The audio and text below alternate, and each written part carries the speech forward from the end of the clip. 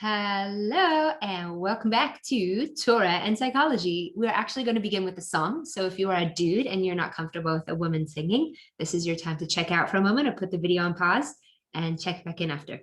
So here's how it goes. Some of you know it, some of you don't. Kol ha'olam kulo gesher tzar me'od, gesher tzar me'od. Gesher tzar me'od, kol ha'olam kulo. Gesher tzar me'od, gesher tzar me'od. 2, 3, 4. Ve'ha'ikar, ve'ha'ikar, lo lefachad klal.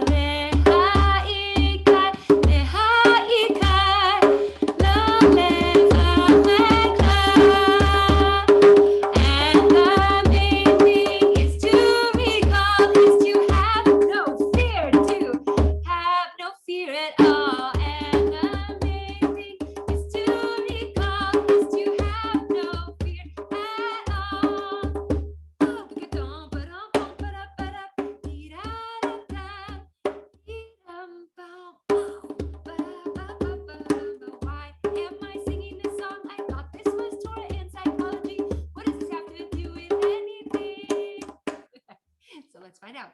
So that is a very famous song. Oftentimes, if you see birthright groups come to the kotel, this is like the one song they learn and like everybody knows it. So what are the words? So the words are kol ha'olam kula, all the whole wide world.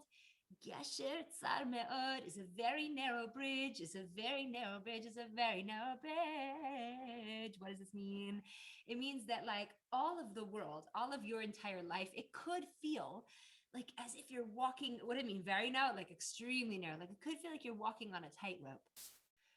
And we all know like walking on a tightrope, well, that just might be a bit scary, right? Maybe not like 2 feet above the ground, like those new slack line things. But if you're really between buildings like that famous movie or whatever it is, like that's scary. And yet the next part of the song goes, Ve'ha'ikar lo lefachad klal. And the main thing is to have no fear at all. Now, listen, that's cute. And these teachings, they're profound and they're deep, but they annoy me so much.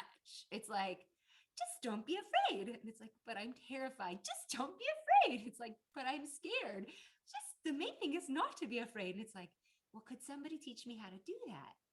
And so we're actually going today to look at one particular kind of fear that many of us experience, and many of us are in denial that we experience, and that is the fear of missing out. You know, FOMO, it became a popular term in the last, few years. So I want to discuss FOMO because, again, like our psychology trips us up.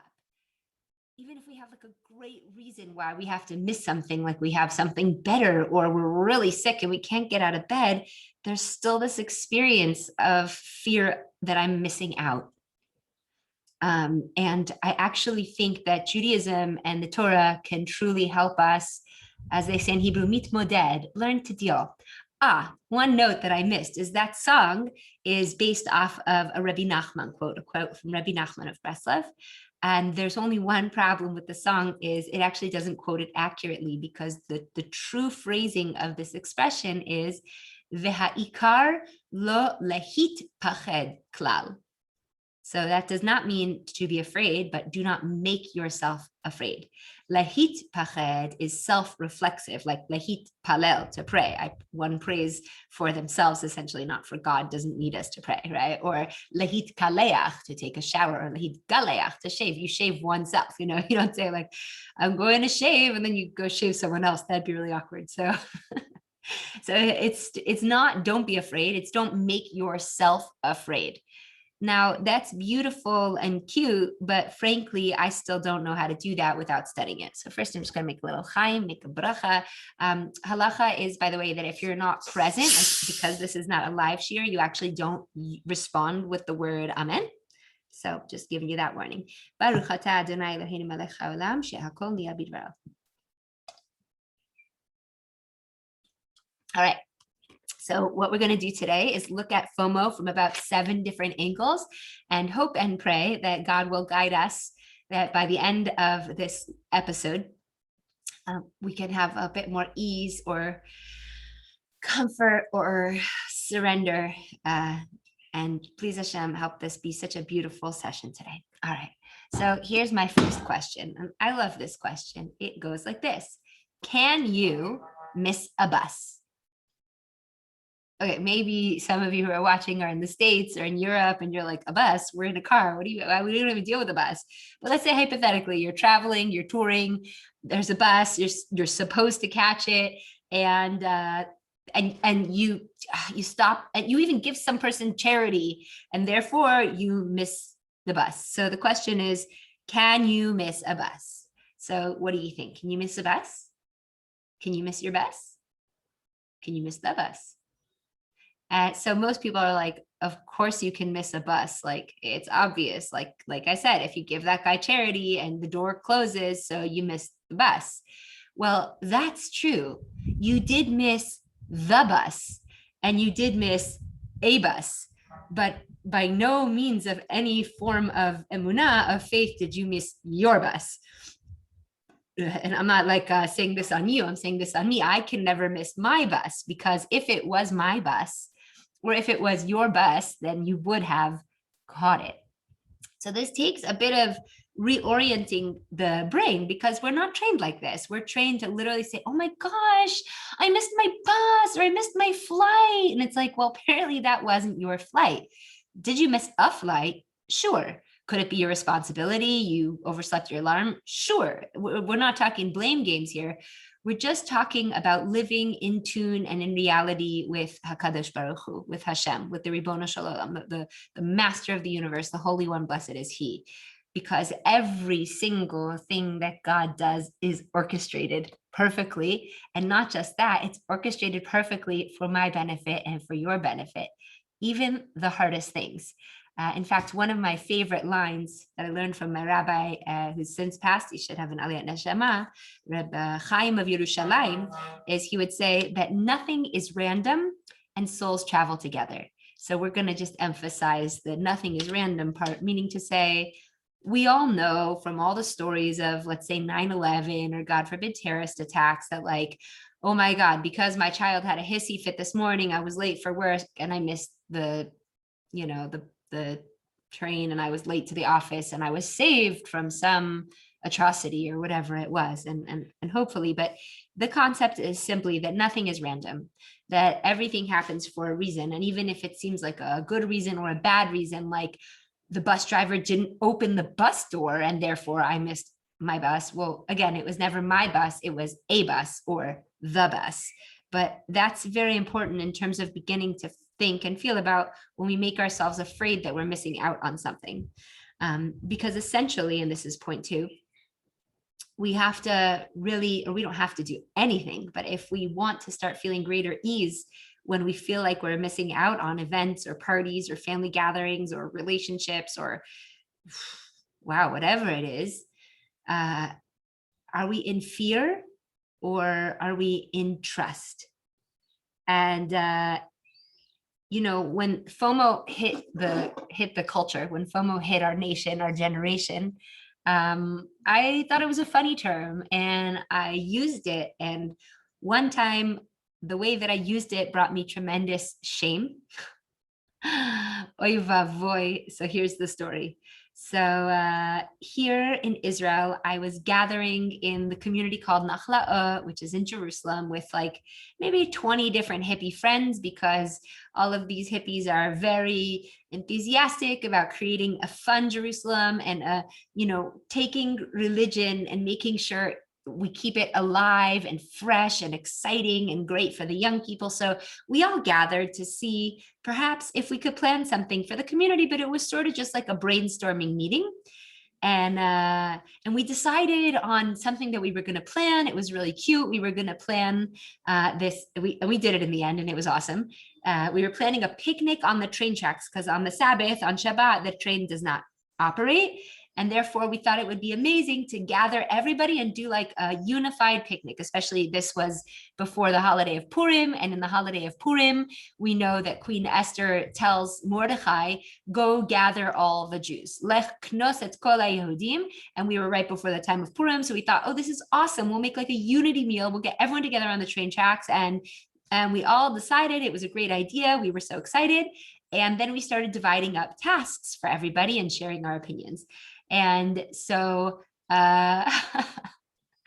so we're dividing up tasks amongst everybody. And we had chosen the people that were going to do marketing and promotion. And I wasn't thinking very consciously. It was quite a few years ago. And so I said to the marketing team, I was like, okay, make sure to write like, don't miss out. This is going to be like the event of the century and you don't want to miss it. And my friend Pesach turns to me with like, and he's like a really righteous dude. He's super conscious, super conscious, super heart full of kindness. And he turns to me like in shock and horror. And he's like, really, Neely? Miss out?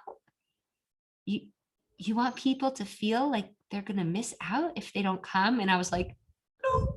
I was like a deer in headlights. I was like, I felt like a puppy. Like I felt so bad. Like I feel like, oh my gosh, like I had intentionally desired to manipulate the feelings of people in my community just so they would come to my event. And I felt so bad about it because essentially from the marketing perspective, I didn't want people to choose what was best for them. I mean, I'm admitting this, right? I strike my chest. Hashem bagadnu. I didn't want what was best for them at the moment. What I wanted was them to feel bad about themselves.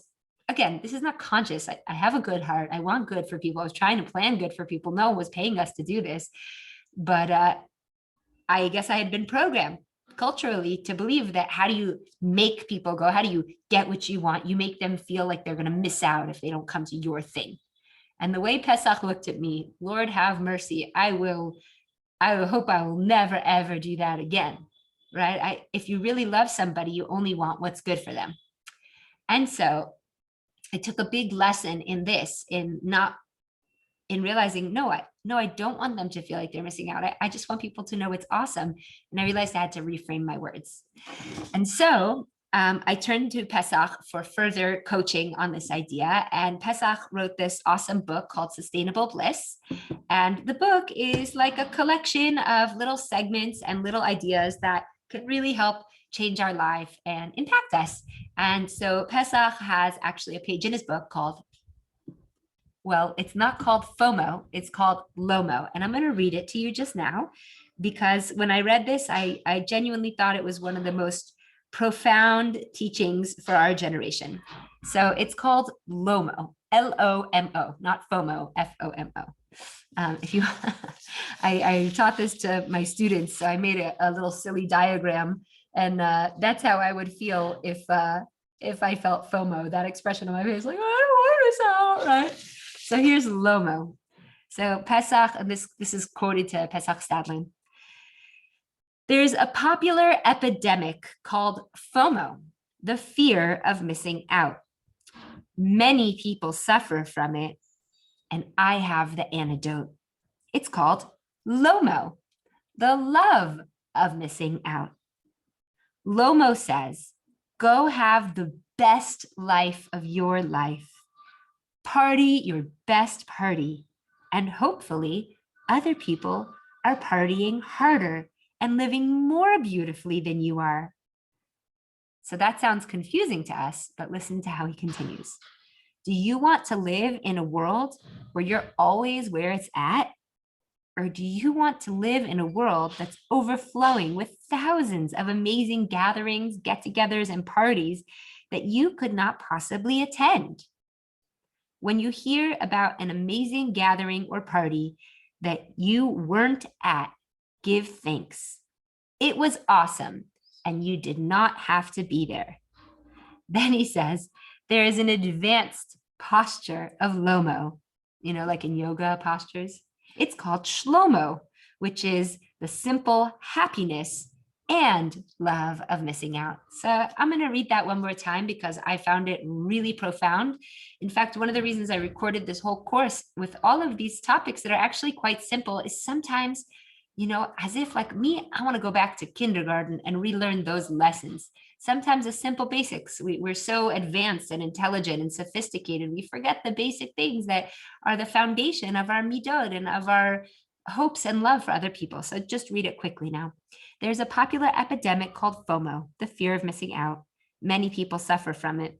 I have the antidote. It's called LOMO, the love of missing out. LOMO says, go have the best life of your life, party your best party, and hopefully other people are partying harder and living more beautifully than you are. Do you want to live in a world where you're always where it's at? Or do you want to live in a world that's overflowing with thousands of amazing gatherings that you could not possibly attend? When you hear about an amazing gathering that you weren't at, give thanks. Thank you, Hashem. It was awesome, and you did not have to be there. There's an advanced posture of Lomo called Shlomo, which is the simple happiness and love of missing out. And so what I love about what Pesach has communicated here in his book is that we can actually move from fear, right? Not to make ourselves afraid. We now have the option that fear is not our only option. And in fact, we can move into trust, like we were saying. We can move into trust that I wasn't meant to be there, even if, and it doesn't mean deny the sadness you feel. It doesn't mean do not honor your desire to be social or to be involved with something. You can hold those desires, but then you can take them and make them into something. Perhaps they'll motivate you to host a party or an event or a meal. Perhaps they'll motivate you to get out next time if you were just feeling lazy and you just didn't want to go because of that. So actually what we do is we take this initial fear and we transmute it through our consciousness and awareness into trust, into thanks, and into action. And I don't know if you also picked up on the subtle intonations here, but when he said, do you want to live in a world where you're where it's at all the time? And in this moment, I believe that we can call upon humility. Because it's funny, when we get into our heads and when we get into believing or into feeling FOMO, it really becomes all about me. And it's like, wait a second, maybe I could take a moment and humbly realize how happy I am that other people are celebrating. Just because I'm sad with what's happening or upset or frustrated with what's happening in my life, what tends to happen with that is it takes over the whole picture of all of our vision, and all I could see from here to here is sadness. But actually, I think what is happening here is we can start to see I can actually be happy for those people and be sad about myself. My sadness or upset does not have to cancel culture, the whole existence of the world. All of us actually want a world that's more fun and more inviting and more enticing and more social, not everybody, but a lot of us want that type of world, because if we have that type of world, it will actually be better for us. And there's a moment of arrogance or lack of humility when we wish upon the world that it should suck just because at that current moment, we don't get to participate in the fun. It's sort of like this popular expression that my students were using for a while. I'm just going to close the window. There's a bit of noise outside that was unpredicted. There's this popular expression that the young people are using today, and they say FML. And FNL means the F word, my life. And when I heard my students saying this, I was so confused. I was like, wait a second. We know from Parshat Lech Lecha, from Abraham and Hashem, that those who you bless will be blessed and those who you curse will be cursed. And yet you're saying about yourself, you're cursing yourself, FML, curse word, my life. Nah, sisters, you gotta stop saying that. You're bringing that upon yourself. Obviously they say it when they're frustrated and they don't know how to express themselves. I said, no, we gotta say BML, bless my life. Because essentially, when we're in this mode of FOMO or fear or non-trust or non-humility, we are essentially going to the self-pity, woe is me, FML space. And it's like, well, all right, do that if you really want that. I think we're sad in the first place because we feel like we'd like our lives to be better or more improved or have more options or opportunities.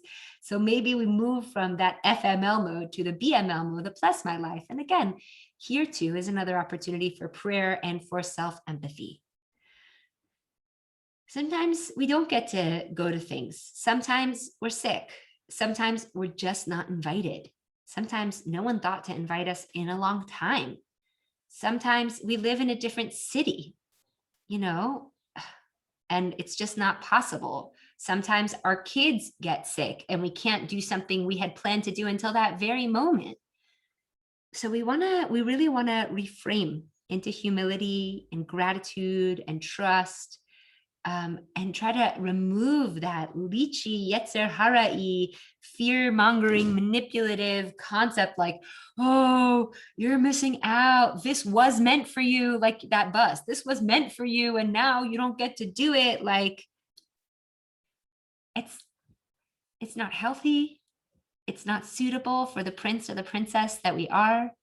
It does not place us in trust. And therefore, it's a disconnect from God, because everything that happens is divinely orchestrated, right? Nothing is random and souls travel together. And everything that happens is for our highest best. Side note, it's hard just to say, just have emunah, right? We said in the beginning of this year, like, just don't be afraid. Like, that's just annoying. Don't tell me that. So what I want to commit to you is I'll also record an episode for how to trust, how to go into emunah and trusting God that everything is happening exactly for our best. Because I'm not trying to give you a pill to swallow that's like, how annoying. They're telling me just don't be afraid, but not explaining how. So I will, please God, explain how in a coming episode. But also, 2 more points on FOMO. Oh no, FOMO. I keep looking at my picture, the Holy Sister's Guide to No FOMO. I think it's so funny. Oh no, FOMO. But the next point I want to bring up is when we are experiencing FOMO, right? Let's say we haven't adjusted yet to this new way of thinking, and we're not yet prepared to wish well upon everybody, even though we know that's what we want, or we're in self-pity mode.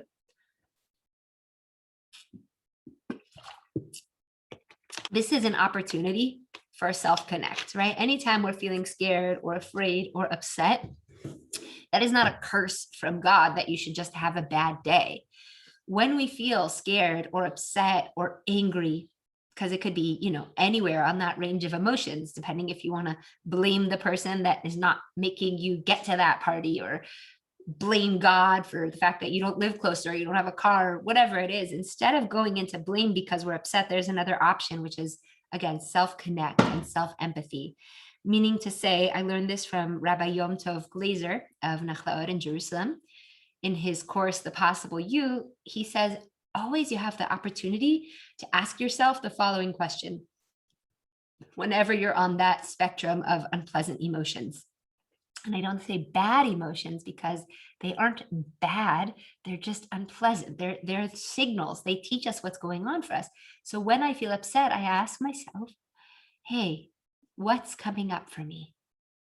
What's coming up for me? What am I feeling around this? Because maybe I feel like I don't have friends, or maybe I feel like I'm unlovable or unwantable, or maybe I feel excluded, and that's okay. We don't want to judge ourselves when we feel unpleasant emotions. We want to ask more questions about it and wonder, wow, that's so interesting. I'm feeling really unwanted. And then I could start to look at myself and say, where else do I feel unwanted in my life? Where did this come from in my past? Did I learn that I was unwantable or unlovable somewhere in my history? Do I want to hold on to this idea? Is it serving me? Right? One of my favorite, I don't own a television, but I was at a friend's one day and we were watching Netflix, and we were watching Marie Kondo. That's the Japanese lady that helps everybody clear out their junk and minimize. And she does this amazing practice. I'm so glad I saw this one show. Let's say I have this clock here. I really do like my little ghetto clock, but let's say I didn't like it anymore and I wanted to get rid of it, but I was having a hard time getting rid of it. So too, like a clock, like an emotion, right? Let's say I feel unwanted or unpopular or unlovable or not good enough or a failure, any of these things that could be triggered by the fear of missing out. So let's say I have this clock, but I don't want it anymore, but I'm attached to it a little bit, right? Like these emotions, like, no, I am unwantable. Nobody wants me to come. Like I'm always alone. Like, so I look at this value. Once I see that it's come up for me, right? So you ask yourself, what's coming up for me? You listen, you see what inner negative belief is coming up. And then you look at that inner negative belief. You say, is this serving me anymore? Okay. And then if this is not serving me anymore and I want to get rid of it, I look at it and I say, wow, clock, thank you so much for serving me all these years. Now you can go. And so too with an emotion, right? Let's say I'm feeling like a loser. I could look at that emotion. I've asked myself what's coming up. I feel like a loser. Then I say, well, does that serve me anymore to feel like a loser just because I couldn't get to the party because I had to work? And I think, no, that's not serving me. And then I can literally say out loud to that voice of you're a loser, you know what? Thank you for serving me in the past. Perhaps that inner negative belief led me to try to pursue cool things and become the personal person I am, or whatever it is for you. I say, you know, this belief that I'm a loser, thank you for serving me, but you're not serving me anymore. Right? At one point in my life, that inner negative belief was there to help defend me or help me develop coping mechanisms. But now, you know, I'm an adult. I'm over that. I don't want that belief. So thank you for serving me. I don't need you anymore. And the final note that I want to express about FOMO and LOMO is, listen, Plan A is LOMO, being able to switch into this mindset of love of missing out. And it's a big mental switch that might take some time. But there's another thing that tends to happen to us when we feel upset or let down or jealous or just wish we could be somewhere or wish we got to participate in something for whatever reason. And I call this Plan B. And Plan B is, it's not the end of the world. Now, I know that sounds like a simple sentence, but actually it's not. It's incredibly profound. I like to make things a verb because it helps me see what I'm practicing. Like, am I practicing yoga? Am I practicing piano? Am I practicing drums? Am I practicing fear? Am I practicing, so it's not a verb, but I don't know. I'm not into grammar. You figure it out. Am I practicing end of the world thinking? Am I practicing big dealing? Because at least with me, I'm from LA. I'm from a drama culture. And any of us that grew up watching TV, that drama culture was put into our body. We're taught, and we're going to go more into this in another episode, but we are taught to make a big deal out of things because that's what's entertaining. And that got into our brains. And so we practice big dealing and we practice end of the world thinking. And all of these are reinforced by fear. The presence of fear and the Yetzer Hara, the evil inclination, is so happy when we're in fear because it destroys our ability to be in trust of God.